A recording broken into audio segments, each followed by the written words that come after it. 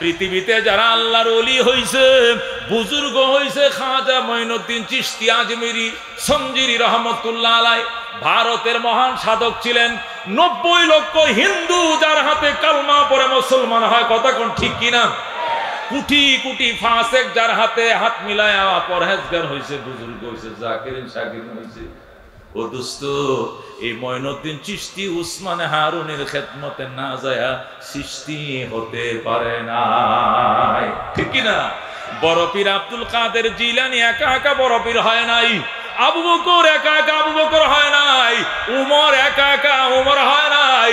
নবীজির দরবারে এই হেদায়েতের ভিখারি হইয়া কাঙ্গাল হইয়া যায় পায়ে পড়ছে, কথা কোন ঠিক কিনা? হযরত উমর ফারুক রাদিয়াল্লাহু তাআলা আনহুর দরবারে ও মুসলমান, আবু জেহেল প্রস্তাব পাঠাইছে, উমর তোমার মতো সিংহ পুরুষ, তোমার মতো লৌহ মানব থাকতে কেমন করে মুহাম্মদ আমাদের লোক বাগায় নিয়ে যায়? তো কেমনে নিয়ে যায়? তো মুহাম্মদ এমন মায়ার কালাম তেলাওয়াত করে, এটা শুনতে দেরি হয়, কলিজাটা নরম হইতে দেরি হয় না। এই জন্য এই রাস্তা বন্ধ করে দিতে হবে। মুহাম্মাদের কল্লা চাই, আমি আর কোনো কিছু চাই না। নাউজুবিল্লাহ। ওমর ফারুক ডাক দিয়া কয়, আবু জেহেল 12টা লাল কালারের বাদামি কালারের 12টা উট যদি তুমি আমাকে দাও, 24 ঘন্টার ভিতরে মুহাম্মাদের কল্লা তোমার দরবারে হাজির করবো। নাউজুবিল্লাহ। আবু জেহেল বলে, যা চাইবা তাই দেওয়া হবে, তবু মুহাম্মাদের কল্লা চাই।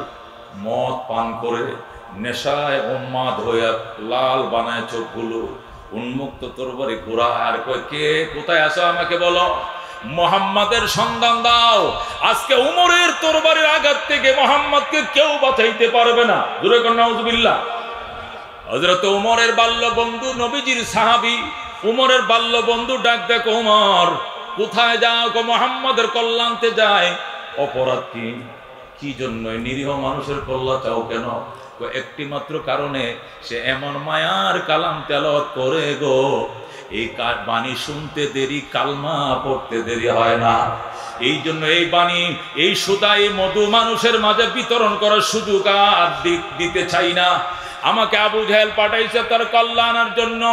নবীর সাহাবী ডাক দেখো, উমর যদি কোরআন তেলাওয়াতেই নবীজির অপরাধ হয়, এমন অপরাধের অপরাধী তোমার ঘরে, তোমার ঘরের বিচার আগে করো। আল্লাহু আকবার। উমর কা আমার ঘরে কে? ক তোমার বোন ফাতেমা বিনতে খাত্তাব। তোমার আপন চিনি কো চিনি তো? ক ফাতেমা বিনতে খাত্তাব তোমার আপন সহোদর ছোট বোন। এই বোনের জামাইয়ের নাম হলো সাঈদ ইবনে যায়েদ। এরা দুজন আল্লাহর নবীর সাহাবীকে দাওয়াত করে এনে ঘরের দরজা বন্ধ করে সূরা তাহা তেলাওয়াত করতেছে। আমি এখন শুনে আইছি, আমি এখন শুনে আইছি তোমার বোন ফাতেমা বিনতে খাত্তাব, খাত্তাবের ছেলে ফাতেমা তোমার ছোট বোন, তোমার ভগ্নিপতি সাঈদ ইবনে যায়েদ। আমি এখন শুনে এসেছি আল্লাহর কোরআন তেলাওয়াত করতেছে, নবীর সাহাবীকে দাওয়াত করে এনে ঘরে বসে কোরআন তেলাওয়াত শুনে। ওমরকে অসম্ভব কথা, নবীর সাহাবীকে চ্যালেঞ্জ করলাম, চলো। ওমরকে আমিও পাল্টা চ্যালেঞ্জ করলাম। সবাই আসছে, ওমর আইসা শুনে ঘরের খেজুর পাতার বেড়ার ফাঁক দিয়ে যখন ওমর কান লাগাইছে, শুনতেছে ফাতেমা মধুর কণ্ঠে আল্লাহর কালাম পড়তেছে। আল্লাহু আকবার। হযরত ওমর বেড়ার ফাঁক দিয়ে কান লাগায়া আল্লাহু আকবার। ফাতেমার ডাকতে, বোন ফাতেমা দরজাটা খোল। ফাতেমারে দরজা খোল। ফাতেমা কো ভাইয়া জীবন চলে যাবে, এ দরজা খুলবো না। তুমি আমাকে মারবা ভাই, আমি মুসলমান হয়ে গেছি, আল্লাহর গোলাম শিখে পালাইছি, আমি খোদার কালাম শিখে পালাইছি, আমি ভাম্বার দরজা খুলবো না। উমর কয়, আমি তোরে মারবো না, তুই দরজাটা খোল, আমি তোকে প্রহার করবো না। কয় না, তুমি মারবা, তুমি লৌহ মানব, তুমি অত্যন্ত শক্ত পরায়ণওয়ালা, তুমি আমাকে মারবা, আমি দরজা খুলবো না। ওমর লাথি দিয়া দরজা ভেঙ্গে ভিতরে ঢুইকা ইচ্ছা মতো নিজের বোনকে প্রহার করছে। বোন অজ্ঞান হয়ে গেছে। হযরত ওমর বোনের মাথায় পানি ঢেলে যখন জ্ঞান ফিরে আসছে, হযরত ওমর ডাক দেখো, বোন আমারে তুই মাফ করে দে, আমি বুঝতে পারি না, তোকে একটু বেশি মেরে ফেলেছি, ক্ষমা করে দেন। ফাতেমা ডাক দেখো, ভাইয়া আমি তোমার সহোদর বোন, তুমি আমাকে এইভাবে মারলাম, তোমার কি একটু মায়াও লাগে না?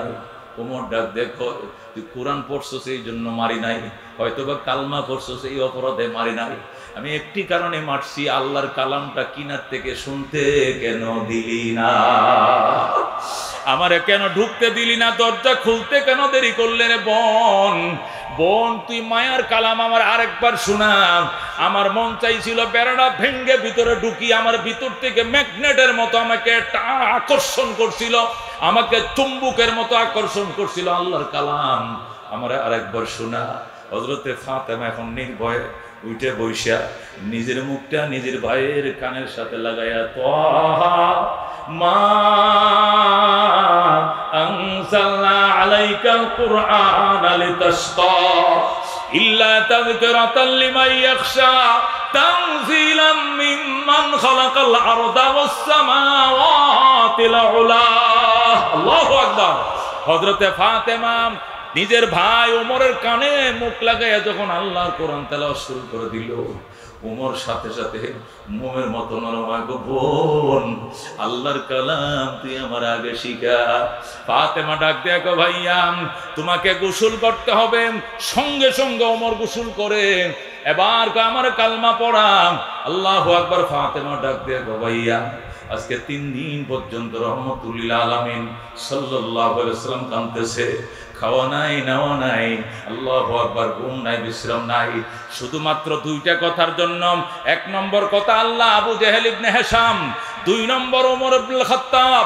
আল্লাহ আবু জেহেল ও ওমর ইবনুল খাত্তাব এই 2 জনের একজনকে মুসলমান বানাও, যে কোনো একজনকে কালমা পড়াও, আমি অসহায় নবীর হাত মৃত শক্তিশালী বানাও। আল্লাহর হাবিব সাল্লাল্লাহু আলাইহি সাল্লাম আজকে 3 দিন পর্যন্ত খানা নাই, শুধু একটাই কথা, আল্লাহ আবু জেহেল ইবনে হিশাম অথবা ওমর ইবনুল খাত্তাব এই 2 জনের যে কোনো একজনকে কালমা পড়াও, হেদায়েত দাও। আল্লাহ আমি অসহায় নবীর হাতকে শক্তিশালী করো। ভাইয়া রহমাতুল্লিল আলামিনের দোয়া তোমার কপালে কবুল হয়ে গেছে। চলো আল্লাহর হাবিব দরবারে যাই। রহমাতুল্লিল আলামিন সাল্লাল্লাহু আলাইহি সাল্লাম কোথায় রে ফাতেমা? আল্লাহর হাবিব হযরতে হামজার ঘরে। আল্লাহু আকবার। হযরত উমরের আগে আরো 38 জন মুসলমান হয়েছে। কয়জন? 38 জন, 39 জন মুসলমান হয়ে গেছে। উমর হবেন 40তম মুসলমান। আরো 39 জন সাহাবায়ে কেরাম আল্লাহর হাবিব সাল্লাল্লাহু আলাইহি সাল্লামকে মানব ডালের মতো ঘেরাও দিয়ে বসে রয়েছে। 39 জন সাহাবী চারপাশে ঘেরাও দেওয়া। দরজার মধ্যে হযরতে আমির হামজা তরবারি নিয়ে দাঁড়াইছে। ইতিমধ্যে ওমর তার বোন ফাতেমাকে নিয়ে গেটে হাজির। তো আমাকে একটু ভিতরে ঢুকতে হবে, নবীর সাথে সাক্ষাৎ করতে হবে। হামজা ডাক দেয়া, ওমর নিজেকেই শুধু লৌহ মানব মনে করিও না, নিজেকেই শক্তিশালী মনে করিও না। ওমর হয়তো তুমি জানো না, আমি নবীর আপন চাচা হামজা ইতিমধ্যেই মুসলমান হয়ে গেছি। আমি হামজা কিন্তু মুসলমান হয়ে গেছে। ওমর খবরদার, হামজাকে হত্যা না করে, শহীদ না করে সামনে তোরা গাইতে দিব না। খবরদার সামনে বাড়ার চেষ্টা করিস না। আল্লাহর হাবিব ভিতর থেকে ঘটনা শুনতেছে, ডাক দেয়া কয়, দরজার মধ্যে কিসের হইছই? সাহাবায়ে কেরাম বলে, বহু মানব ওমর। ওমর আসতে চায়, ঢুকতে চায়, হযরতে হামজা রুখে দাঁড়াইছে, ঢুকতে দেয় না। নবী ডাক দেখো, আসতে দাও। ওমরের কপালে ঈমানের নূর চমকাইতেছে, আমি এখান থেকে দেখতে পাই। ওমরকে আসতে দাও। ওমরের কপালে ঈমানের নূর দেখা যায়, বাধা দিও না। হযরত ওমরের জন্য সাহাবায়ে কেরাম রাস্তা ক্লিয়ার করে দিলেন। আল্লাহু আকবার। হযরত ওমর ফারুক রাদিয়াল্লাহু তাআলা আনহু আল্লাহর হাবিবের সামনে চলে আসলেন। আল্লাহর নবী সাল্লাল্লাহু আলাইহি সাল্লামের চেহারার দিকে তাকাই রইলেন। আল্লাহর হাবিব, বসো বাবা। হুজুর আমারে বসতে কইেন না, আমি মন ভরে আপনার নুরানি চেহারাটা দেখে লই। আল্লাহর হাবিব ডাক দেখো, ওমর আজকে 3 দিন পর্যন্ত খাওয়া নাই, নাওয়া নাই, বিশ্রাম নাই, গোসল নাই, আয় খানা খাবো। ওমর কইয়া, রাসূলুল্লাহ, ইয়া হাবিবাল্লাহ, কি জন্য আপনি 3 দিন পর্যন্ত খানা খান না? কে আপনাকে গালি দিয়েছে? কে আপনাকে অপমান করেছে, অপদস্থ করছে? যে তরবারি দিয়ে আপনার মাথা কাটতে এসেছিলাম, ওই তরবারি দিয়ে আপনার দুশমনদের কল্লা কেটে দিব। আপনার নামের তালিকা দেন আমাকে। আল্লাহু আকবার। নবী ডাক দেয়া, ওমর মাথা কাইটে ইসলাম প্রতিষ্ঠা করা যাবে না। মাথা কাটার মাধ্যমে সমাধান নয়, ধৈর্য ধারণ করো। ওমর আসো আমার সঙ্গে খানা খাও। ওমর কই ইয়া রাসূলুল্লাহ, ইয়া হাবিবাল্লাহ, আমি একটু বাইতুল্লাহ তওয়াফ করার পরে খানা খাইতে হবে, এর আগে নয়। ঠিক আছে যাও, তরবারি রাইখা যাও। ওমর কওজোর অসুবিধা নাই, তরবারিরে কোমরের কুশার মাঝে এইভাবে ঢুকায়া দিয়া ওমর আল্লাহর ঘর তওয়াফ করে। আল্লাহু আকবার।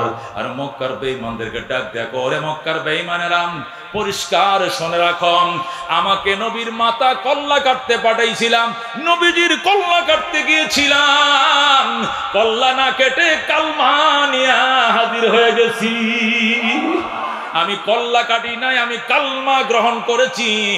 আসো আজকের থেকে ইসলাম ওপেন করে দিলাম। আল্লাহু আকবার। এতদিন ইসলাম গোপন ছিল, মুসলমান নিজের পরিচয়টুকু গোপন রাখতাম, আজকে থেকে ইসলাম ওপেন করে দিলাম। আজকের থেকে যদি কোনো মুসলমানদের উপরে আক্রমণ করা দুঃসাহস দেখাও, তাহলে মায়ের থেকে বিদায় নিয়ে আইসো। তোমার মা সন্তান হারা হওয়ার সম্ভাবনা আছে। বেগম থেকে বিদায় নিয়ে আইসো, তোমার বেগম বিধবা হওয়ার সম্ভাবনা আছে। সন্তান থেকে বিদায় নিয়ে আইসো, তোমার সন্তান এতিম হওয়ার সম্ভাবনা আছে। আজকে থেকে ইসলাম ওপেন করে দিলাম, ইসলাম আর গোপন থাকবে না। আল্লাহু আকবার। ও মুসলমান, হযরত ওমর ফারুক রাদিয়াল্লাহু তাআলা আনহু আল্লাহর হাবিবের দরবারে আসছে, একটু দেরিতে আসছে, এই জন্য ওমর 40তম মুসলমান। আর আবু বকর প্রথম দিনে আসছে, সর্বপ্রথম আসছে, এই জন্য আবু বকর 1 নম্বরের মুসলমান। কথা কোন ঠিক কিনা? আল্লাহর কোরআন এটা ডাইরেক্ট সোদা, এটা মধু, এটা জাদু। আবু জেহেল ওমর কেন মুসলমান হলো? কাফেরদের ভিতরে বেঈমানদের পাড়ার মাঝে কম্পন তৈরি হয়ে গেল। আবু জেহেল, উতবা, সাইবা 3 সদস্য বিশিষ্ট কমিটি গঠন করা হলো, আহ্বায়ক কমিটি। কি কারণে ওমর কালমা পড়তে পারে? পাঠাইলাম কল্লা আনার জন্য, সে নিয়ে আসলো কলমা। পাঠাইলাম আনতে কাল্লা, নিয়ে আইলো কালমা। ঘটনাটা কি? 3 সদস্য বিশিষ্ট কমিটি গঠন করা হলো। আহ্বায়ক হলো আবু জেহেল, এরপরে সহকারী আহ্বায়ক হলো উতবা, এর সদস্য সচিব হলো সাইবা। তারা 3 জন কমিটি গঠন করে গেছে।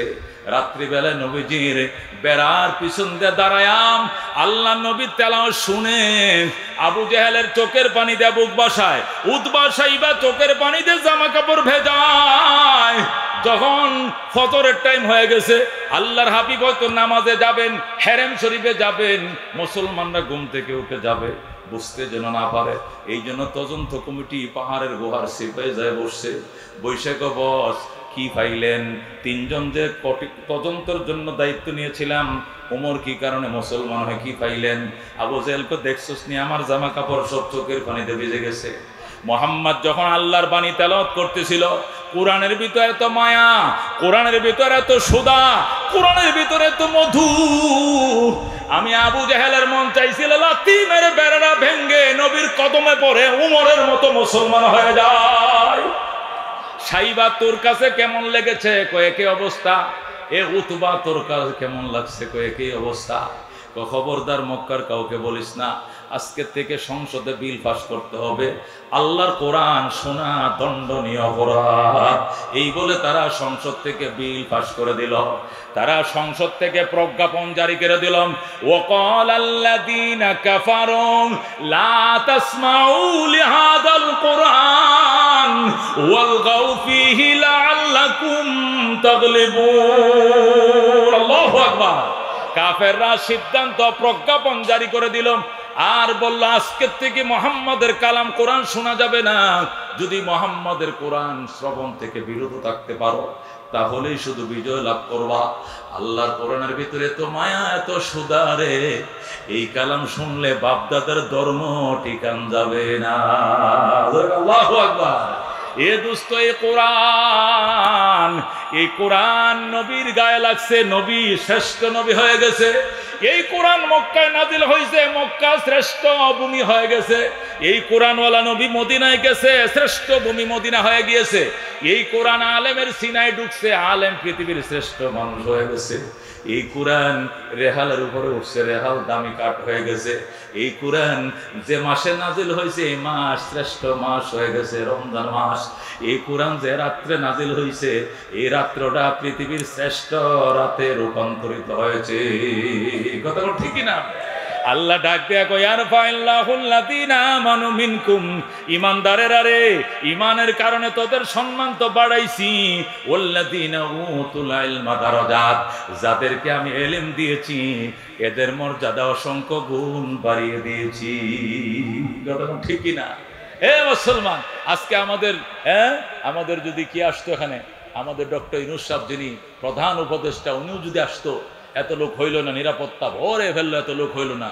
কিন্তু শুনছে এখানে মাহমুদুল হক আসবে, শুনছে এখানে শেখে বর্ণবী আসবে, শুনছে আফমা খালেদ সাহেব আসবে, শুনছে মুফতি অলিউল্লাহ সাহেব আসবে। যে পরিমাণ মানুষ এখানে বসা আছে, আরো 4 গুণ মানুষ আশপাশে ঘুরতেছে। কথা কোন ঠিক কিনা? কেন? নবীর ওয়ারিস শেখুল হাদিস বিন শেখুল হাদিস আসবে এই আশায়। কথা কোন ঠিক কিনা? আমি শেখুল ইসলাম আহমদ শফি সাহেব রাহমাতুল্লাহ আলাইহির কাছে সময় দিতাম, পাশে বসতাম, মাঝে মাঝে পেয়ালা লাগায় দিতাম, সুযোগ পাইলে একটু খেদমত করতাম। আমি দেখতাম এই দেশের বড় বড় মন্ত্রীরা, মিনিস্টারেরা, মেয়র সাহেবরা, উপজেলা চেয়ারম্যানরা, বড় বড় মন্ত্রীরা দুস্থ ওনার কাছে যায়া মক্তবের বাচ্চাদের মতো আত্মায়াত স্রোতে বয়ে থাকতো। হুজুর বলতো, অনরে কিল্লে শুনতে দে, সিটেঙ্গে বাসা আমনের পরিচয় কি? কিল্লে শুনতে। হুজুর, আমি স্বরাষ্ট্রমন্ত্রী আসাদুজ্জামান কামাল সাহেব, আমি পররাষ্ট্রমন্ত্রী, আমি অমুক, আমি চট্টগ্রামের জেলা প্রশাসক আব্দুল সালাম সাহেব। ও আচ্ছা, কিল্লে শুনতে হে হুজুর, একটু দোয়ার লেগে আছে। হুজুর আচ্ছা দোয়া দিলাম, যাও। আবার বলেছে আরেকটা ফুদি, তখন একবার দিছি, আর দেওয়া যাবে না, যাও, যথেষ্ট। তখন বুঝছিলাম যে মুকুটহীন সম্রাট কাকে বলে। আল্লাহু আকবার! সম্রাট কাকে বলে? আল্লাহ তাআলা যথাযথই বলেছেন, ওয়াল্লাযীনা উতুল ইলমা দারাজাত, যাদেরকে আমি ইলম দান করেছি আমি আল্লাহ তাদেরকে অসংখ্য মর্যাদার মালিক বানিয়েছি। আল্লাহু আকবার! দোস্ত, সুলতান মাহমুদ গজনবী রহমতুল্লাহ আলাইহি, সুলতান মাহমুদ গজনবী রহমা আফগানিস্তানের বাদশা ছিলেন। ভারতবর্ষে তিনি 17 বার আক্রমণ করেছেন। বিভিন্ন হিন্দু রাজাদের বিরুদ্ধে আক্রমণ করে তিনি সাকসেস হয়েছেন, সফল হয়েছেন। এরকম একটা মুসলমান বাদশা, প্রভাবশালী বাদশা সুলতান মাহমুদ গজনবী রহমতুল্লাহ আলাইহি লেখেন, পৌষ মাসের শীতের মধ্যে আমি খান্দাহার থেকে কাবুলের দিকে রওনা করছি। কয়েকদিনের রাস্তা পাড়ি দিয়া আর গভীর রাত্রে যখন আমি কাবুলে ঢুকি, গভীর রাত্রে কাবুলে ঢোকার টাইমে দেখলাম প্রচন্ড শীত, পাহাড়ি এলাকা, হিলটক্স ভূমি, হিলটেক্স এলাকার মধ্যে আমি ছায়াদিকে একটা ছেলে কোরআনের পাখি থরথর করে কাঁপতেছে, পাতলা কাপড় একটা গায়ে দেওয়া, শীতের কোনো জ্যাকেট সুইটার কিছু নাই। ছেলেটা রাস্তার কিনারে বৈশা, পৌরসভার লাইট, এই লাইটের নিচে বৈশা আল্লাহর কোরআন তেলাওয়াত করতেছে। আল্লাহু আকবার! সুলতান মাহমুদ গজনবী বলেন, আমার পিছনে মন্ত্রী পরিষদের লাইন, সবাই ঘোড়ায় সওয়ার, মন্ত্রী পরিষদের লাইন ছিল। আমি লাফ দিয়ে ঘোড়া থেকে নামলাম, নাইমে ছেলেটাকে টান দিয়ে উঠাইলাম। কিরে ছেলে, তোমার কি নাম? কয় আব্দুর রহমান। বাড়ি কই? ওই পাশের গ্রামে। কোথায় পড়ো? ওই মাদ্রাসায় পড়ি। এখন রাত্রে বাজে 2টা, তুমি নিশি রাত্রে, কুয়াশা পড়তেছে, অন্ধকারে তুমি এখানে কেন? কয় হারিকেন কেনার টাকা নাই, হেরিকেন কেনার টাকা নাই, এই জন্য সরকারি লাইট সারা রাত ধরে জ্বলে। আমি 10টা পর্যন্ত আমার সাথী ভাইদের হারিকেনে ভরি, 10টার পরে আমার সাথী ভাইরা তাদের হেরিকেন নিভিয়ে ফেলে, ওরা ঘুমিয়ে যায়। আমার এখনো আয়াতগুলো ভালো করে মুখস্থ হয় না। সকালবেলা বিনা লোকমায় যদি 2টা পৃষ্ঠা শোনাইতে না পারি, হাবের সাহেব আমার কানো ধরে উঠাবে, বসাবে, মারবে, প্রহার করবে। এই জন্য রাত 1টা 2টা পর্যন্ত পড়তে হয়। কিন্তু আমার সাথী ভাইরা 10টা বাজে হ্যারিকেন নিভিয়ে ফেলে। হ্যারিকেন চিনে তো? আগের দিনে মনে আছে হ্যারিকেন? তখন তো কারেন্ট ছিল না। আমার সাথী ভাইরা 10টা বাজে তাদের হ্যারিকেন নিভায় ঘুমিয়ে যায়। আমার পড়া ঠিকা হয় না। আমি জানালা দিয়ে দেখি ওই সরকারি বাসভবনের সামনে, ওই সরকারি রাস্তার মধ্যে লাইট জ্বলতেছে। পৌরসভার লাইট জ্বলে কিনা? ওই ব্যাটারি দিয়ে নতুন নতুন লাইট লাগাইছে পৌরসভাকে সুলতান মাহমুদ গজনবী। ওই লাইটগুলোতে এমনি সারা রাত জ্বলে। আমি লাইটের নিচে এসে বসে রাত্রে 1টা 2টা পর্যন্ত আল্লাহর কোরআন শিখি। একবারে পূর্ণাঙ্গ শিকার পর সকালে যা বিনা লুকমায় আমি শোনাই, এরপরে আমি ঘুমাই। আল্লাহু আকবার! সুলতান মাহমুদ গজনবীর ছেলেটারে ঘোড়ার পিঠে উঠাইয়া রাজ দরবারে নিয়া নিজের গদির মধ্যে বসায়া বলে, আজকের থেকে তুমি আফগানিস্তানের বাদশাহ। এ আব্দুর রহমান, বয়স কত তোমার? আমার বয়স 9 বছর। তুই 9 বছরের বালককে এই দেশের বাদশা বানিয়ে দিলাম। আব্দুর রহমান ডাক দেয়া কয়, আঙ্কেল আমি যে বাদশার কালামের হাফেজ হইতেছি এর চেয়ে বড় বাদশা কেউ নয়, আমি আফগানিস্তানের বাদশা হতে চাই না, আমি মহান বাদশার কালামের হাফেজ হতে চাই। আমাকে এখানে আনছেন কেন? আমাকে ফিরিয়ে দিয়ে আসেন, আমি যেখানে বসে কোরআন পড়তেছিলাম সেখানে দিয়ে আসেন। সুলতান মাহমুদ গজনবী রহমতুল্লাহ আলাই খাতা কলম নিয়ে বইছে। আর আব্দুর রহমানকে জিজ্ঞেস করে, বাজান বলো দেখে একটা হারিকেন কিনলে কয় টাকা লাগে? কয় 5 টাকা। মাসে কেরাসিন লাগে কয় টাকা? কয় 5 টাকা। শীতের পোশাক কয় নাই। এটা জ্যাকেট কিনলে কয় টাকা লাগে? কয় 2 টাকা। এটা কম্বল কিনলে কয় টাকা লাগে? কয় 2 টাকা। বোর্ডিং খরচ মাসে কত? কয় 5 টাকা। সুলতান মাহমুদ গজনবী পুরা মাসের টাকাটা হিসাব করে 1 বছরের যোগ করলেন, যোগফল বের করে 1 বছরের টাকাটা সুলতান মাহমুদ গজনবী 1 বছরের টাকাটা থলের ভিতরে ঢুকাইলেন। আগের দিনে কাপড় দিয়ে থলে বানাইতো, ক্ষতি বানাইতো, কোমরে বানতো। ওই ক্ষতি যে কাপড় দিয়ে আগে বানাইতো, এখন তো মানি ব্যাগ সিস্টেম। আগে মানি ব্যাগ সিস্টেম ছিল না, আগে ছিল কাপড় দিয়ে থলে বানাইতো। আমাদের দেশে ময়মনসিংহে ভাষায় ক্ষতি, কোমরের মধ্যে সুতা দিয়ে সুন্দর করে বানতো। এই ক্ষতির ভিতরে 1 বছরের টাকাটা সুলতান মাহমুদ গজনবী রহমতুল্লাহ ঢুকাইছে। ঢুকাইয়া আব্দুর রহমানের কোমরের মধ্যে বানছে। বাইদিয়া উজিরকে কয়, উজির রে ছেলেটাকে যেখান থেকে উঠাই আনছিলাম ছেলেটাকে ওই জায়গায় আবার পৌঁছায় দিয়ে আসো। সুলতান মাহমুদ গজনবী কয়, বাবা 1 বছরের খরচ দেওয়া আছে, কালকেই বাজারে যায় হারিকেন কিনবা, কেরাসিন ঢুকাইবা, নিজের হারিকেনে সারা রাত পড়বা, টাকা পুড়িয়ে গেলে আবার আসবা, আবার টাকা দেব। সুইটার কিনে নিবা, জ্যাকেট কিনে নিবা, কম্বল কিনে নিবা, বোর্ডিং এর খরচ দিবা। আমি আমার ব্যক্তিগত ফান্ড থেকে তোমার সমস্ত খরচ বহন করব। যতদিন পর্যন্ত হাফেজ না হইবা এতদিন পর্যন্ত তোমার খরচ বহন করার দায়িত্ব সুলতান মাহমুদ নিলাম। আল্লাহু আকবার। সুলতান মাহমুদ গজনবী ছেলেটাকে গোড়ার ফিটে উঠাইয়া দিয়া উজিরকে বলছে, উজির ছেলেটাকে তার মাদ্রাসায় পৌঁছাইয়া দিয়ে আসবে। ছেলেটা যাওয়ার টাইমে সুলতান মাহমুদ ডাক দিয়ে কয়, এ বাবা আব্দুর রহমান একটু দাঁড়াও, তোমার কাছে আমি 2টা জিনিস বলি। বাজান রে, আমি 2টা বিষয় নিয়ে আজকে 12 বছর পর্যন্ত কাঁদতেছি, 2টা আশা নিয়ে। আল্লাহ আমার একটা আশাও পূরণ করে নাই। তুই দোয়া করিস রে বাবা, আল্লাহ যেন আমার মনের 2 আশা পূরণ করে দেয়। আব্দুর রহমান ডাক দেয়, কয় আঙ্কেল আপনার মনের কি কি আশা, যে আশা নিয়ে 12 বছর পর্যন্ত কাঁদতেছেন, কি আশা বলেন? 1 নম্বর আশা, আমি আল্লাহ নবীকে স্বপ্ন দেখার জন্য আজকে 12 বছর পর্যন্ত কান্দি। আমি আলাদা বিছানা ঘুমাই, পবিত্র বিছানা ঘুমাই, নফল নামাজ পড়ে শুই, দুরূদ শরীফ পড়ে শুই, সাদাকা করে শুই, তারপরেও নবীকে স্বপ্ন দেখার ভাগ্য আমার হয় নাই। 12 বছর হয়ে গেল। এটা আমার 1 নম্বর আশা। 2 নম্বর আশা, পৃথিবীতে ভালো মানুষ পাই না, আমি যদি ভালো মানুষ পাইতাম তার জুতাগুলো সোজা করতাম, খেদমত করতাম, জামা কাপড় ধুয়ে দিতাম, আদর করে 2 বেলা আপ্যায়ন করতাম, খাওয়াইতাম। কিন্তু ভালো মানুষ তো দুনিয়াতে পাই না। তুমি দোয়া করি ওরে আব্দুর রহমান, আল্লাহ যেন আমার 2টা আশাই পূরণ করে দেয়। আল্লাহু আকবার। 1 নম্বর আশা, আল্লাহ যেন আমাকে নবীজির সাথে স্বপ্ন যুগে সাক্ষাৎ করায় দেয়। 2 নম্বরে ভালো মানুষের সাথে আমার যেন সাক্ষাৎ করায় দেয়। ছেলেটা কয়, ঠিক আছে আঙ্কেল আপনি ঘুমায় পড়েন, আল্লাহ আপনার 2 আশাই পূরণ করবে ইনশাআল্লাহ। আল্লাহু আকবার। ছেলেটার কোমরের মধ্যে টাকার ক্ষতি বেঁধে দিয়া আব্দুর রহমানকে বিদায় করে দিছে। উজির ঘোড়ার উপরে উঠাইয়া মাদ্রাসায় পৌঁছায় দিছে। সুলতান মাহমুদ গজনবী ঘুমায় পড়ছে। ছেলেটা উজু বানায়া 2 রাকাত নামাজ পড়ে। হাকিম মোহাম্মদ মুজাদ্দেদে মিল্লাত শাহ আশরাফ আলী থানভী রহমাতুল্লাহ আলাইহি লেখেন, ছেলেটা উজু বানায়া 2 রাকাত নামাজ পড়ে আল্লাহ দরবারে কান্দে, মাবুদ জীবনে বড় স্বপ্ন ছিল একটা হারিকেনের মালিক হব, আমি এতিম গো বাবা নাই, আমি হারিকেন কেনার পয়সা নাই, একটা জ্যাকেট কেনার পয়সা আমার ছিল না।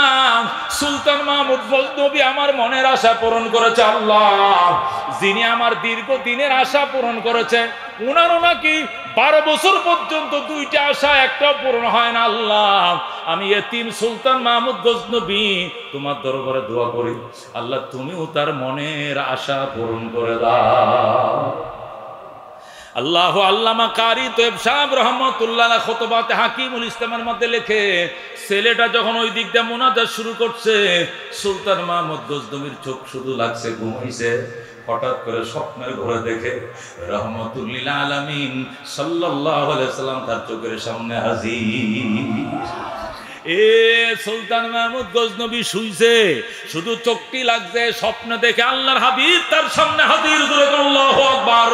সুলতান মাহমুদ গজনবী নবীকে দেখার জন্য 12 বছর পর্যন্ত কান্দে, কিন্তু দেখার ভাগ্য হয় না। আজকে নবীজির সামনে সুলতান মাহমুদ গজনবী নবীর সালাম জানা, আসসালাতু ওয়াসসালামু আলাইকা ইয়া রাসূলুল্লাহ, আসসালাতু ওয়াসসালামু আলাইকা হাবিবাল্লাহ। ওগো রাহমাতুল লিল আলামিন, আজকে 12 বছর পর্যন্ত আপনাকে এক নজর স্বপ্নে দেখার জন্য আমি এমন কোন সাধনা নাই যা আমি করি নাই, কেন গো আপনি দেখা দিলেন না? আজকে কি মনে করে আপনি দেখা দিলেন? নবী কয় বলা যাবে না। কয় বলেন। কয় বলা যাবে না। কয় ঠিক আছে, যদি না বলেন আলহামদুলিল্লাহ, শুকর আল্লাহ আপনারা দেখাইছে, 2 নম্বর আশাটা আপনি পূরণ করে দিয়ে যান। নবী বলে তোর আর কি আশা? 2 নম্বর আশা? কয় ভালো মানুষ তো দুনিয়াতে পাইলাম না, যদি ভালো মানুষ পাইতাম তাহলে জুতা সোজা করতাম, ভালো মানুষ পাইতাম আদর করতাম, যত্ন করতাম, আপ্যায়ন করতাম। আল্লাহু আকবার। রাহমাতুল্লিল আলামিন ডাক দেয়, সুলতান মাহমুদ গজনবী নিজের অনেক পণ্ডিত মনে করো, অনেক জ্ঞানী মনে করো, কিন্তু আমি নবী দেখলাম এখনো তোমার জ্ঞান পরিপূর্ণ হয় নাই। হে সুলতান মাহমুদ গজনবী, তুই কি এখনো বুঝোস নাই পৃথিবীতে শ্রেষ্ঠ মানুষকে? তুই কি এখনো বুঝোস নাই? কই বুঝি নাই। বুঝে দিতে হবে। হ্যাঁ বুঝে দিতে হবে। ওরে সুলতান মাহমুদ গজনবী 12 বছর পর্যন্ত রহমতুল্লিল আলামিনকে দেখার জন্য কান্দ, কিন্তু দেখার ভাগ্য হয় নাই। আজকে ভালো মানুষের খেদমত করেছ, আজকে কোরআনের পাখির খেদমত করেছ, কোরআনের পাখির জন্য হারিকেন কিনে দিলাম, কেরোসিন কেনার পয়সা দিলাম, এতিমের কম্বল কাতা কেনার পয়সা দিলাম, আর এতিম যখন হাতটা বাড়াইছে আমি নবী মদিনায় টিকতে পারি না। আল্লাহু আকবার। এ সুলতান মাহমুদ গজনবী নিজেরা অনেক বড় জ্ঞানী মনে করো, তোমার জ্ঞান এখনো পূর্ণ হয় নাই, তুমি এখনো জানো না। এরে পাগল, পৃথিবীর শ্রেষ্ঠ মানুষ কাজ করে তুই কি চিনস না? তুই কি নবীর হাদিস পড়স নাই? আমি তো 1000 বছর আগে দুনিয়াতে বইলে আইছি, খাইরুকুম মান তাআল্লামাল কুরআনা ওয়া আল্লামা, তোমাদের মধ্যে সর্বশ্রেষ্ঠ ওই ব্যক্তি যিনি নিজে কোরআন শিখে অন্যকে শেখায়। আল্লাহু আকবার। তুই আজকে 12 বছর পর্যন্ত ভালো মানুষ পাও না, খেদমত করতে পারো না। এ দুষ্ট, তোর কি জ্ঞান হয় না? আল্লাহ তোর জ্ঞান দেয় নাই? আমি নবী তো 1000 বছর আগেই বইলে আসছি, পৃথিবীর শ্রেষ্ঠ মানুষ ওরা যারা নিজে কোরআন শিখে অন্যকে শেখায়। সুলতান মাহমুদ গজনবী 12 বছর পর্যন্ত কান্দ আমাকে দেখার জন্য, আমি দেখা দেই না, কিন্তু আজকে আমার এতিম উম্মতের খেদমত করছো, হারিকেন কিনার টাকা দিছো, কেরোসিন কেনার টাকা দিছো, আর দোয়া চাইছো। যেই মাত্র ছেলেটা যাইয়া ওযু বানায়া 2 রাকাত নামাজ পড়ে হাত বাড়ায় দিছে, আমি নবী মদিনায় টিকতে পারি নাই। আল্লাহ কো যা দুষ্ট যা, সুলতান মাহমুদ রে দেখা দে। আল্লাহু আকবার। রাজিনা কিস মাতাল জব্বার ফিনা, লানা ইলমুন ওয়ালিল আদায় মালু, ফা ইন্নাল মাম লা ইয়াফনা আন করিবিন, ওয়া ইন্নাল ইলমা ইয়াবকা লা ইয়াজাল, لقد زان البلاد ومن عليها إمام المسلمين أبو حنيفة، فما في المشرقين له نظير ولا في المغربين ولا بكوفة। الله أكبر। এই জন্য দুস্থ বলতেছিলাম, উলামায়ে কেরাম নবীর ওয়ারিস, উলামায়ে কেরাম এই জমিনের শ্রেষ্ঠ মানুষ। আল্লাহ রাব্বুল আলামিন যদি তৌফিক দেয়, ইজ্জত করো, আলেম হও। নবী ককুল আলেমানে পাগল আলেম হও, ও মুতাআল্লিমান আলেমের ছাত্র হও, ও মুইনান সাহায্যকারী হও, ও মুহিব্বান মহব্বতকারী হও। ওয়ালা তাকুন খামিসা, 5 নম্বরে যাইস না, আলেম রেজাল দিস না, আলেমের উপরে জুলুম করিস না। ফাতালিকু, এমন ধ্বংস হবে মাটির উপরে তোর স্মৃতিও থাকবে না। বাংলাদেশ স্বাধীন হওয়ার পরে এই বিশ্বের মধ্যে বাংলাদেশ শুধু না, পৃথিবীর ভিতরে, ওয়ার্ল্ডের ভিতরে কোন সরকারের পতন হইলে হইছে শুনছি, কিন্তু এইভাবে গোড়ার থেকে, শিকড় থেকে উপরে একদম টপ টু বটন সব পালিয়ে যাওয়া, এটা পৃথিবীতে প্রথম শুনছে বাংলাদেশের মানুষ। কথা ঠিক কিনা? এর জন্য এক নম্বর কারণ হলো উলামা বিদ্বেষ। এক নম্বর দায়ী হলো উলামা বিদ্বেষ। কথা ঠিক কিনা? উলামায়ে কেরাম মামুনুল হক এখানে মেহমান। এই লোকটাকে 3টা বছর 45টা মামলা দিয়া টর্চার করেছে। কথা ঠিক কিনা? আজকে মনের কথা, মনের আবেগ যদি আল্লাহর বান্দা আসে বলবে, আমরা শুনবো। কথা ঠিক কিনা? এই জন্য দুস্থ উলামায়ে কেরাম ওই বিশ্ব ইজতেমার মধ্যে আখিরি হযরত জি, আজকে দাওয়াতে তাবলীগের মধ্যে একটা দল আলেম বিদ্বেষ হয়ে গেছে, অথচ সর্বশেষ এনামুল হাসান সাহেব রহমতুল্লাহ আলাইহি, যিনি শেষ হযরত জি ছিলেন, উনার পরে আর বিশ্ব আমির কেউ ছিল না। উনি 2011 সালে বিশ্ব ইজতেমার মধ্যে সর্বশেষ তিনি এসেছিলেন, বয়ান করেছিলেন, দুনিয়াকে মুসলমানों एक बात याद रखना, उलमाए कराम हमारे आंखों के सुरमे है, शेरों के ताजे हैं। अल्लाहु अकबर। ওই আল্লামা এনামুল হাসান সাহেব রহমতুল্লাহ আলাইহি বলে গেছিলেন, ও দুনিয়ার তাবলীগওয়ালারা, বিশ্ব ইজতেমার আগত মুসল্লিরা শুইনা রাখো, উলামায়ে কেরাম আমাদের মাথার তাজ। জোরে বলো আল্লাহু আকবার। उलमाए करम আমাদের চোখের সুরমা।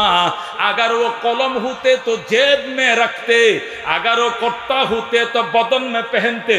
তিনি বলে গেছিলেন, উলামায়ে কেরাম যদি কলম হইতো সব সময় পকেটের মধ্যে লাগায় রাখতাম, যদি পাঞ্জাবি হইতো সব সময় গায়ে দিয়ে থাকতাম, গায়ে থেকে খুলতাম না। এত মহব্বত উলামায়ে কেরামরে করতে হবে। কথা কোন ঠিক কিনা? জীবনে মুসলমান হজ করছো, দোয়া কবুল হয় নাই, উমরা করছো, দোয়া কবুল হয় নাই। এতিম উলামায়ে কেরামকে সাহায্য করো, আল্লাহ যে দোয়া করবে সেই দোয়া আল্লাহ কবুল করবে। কথা কোন ঠিক কিনা?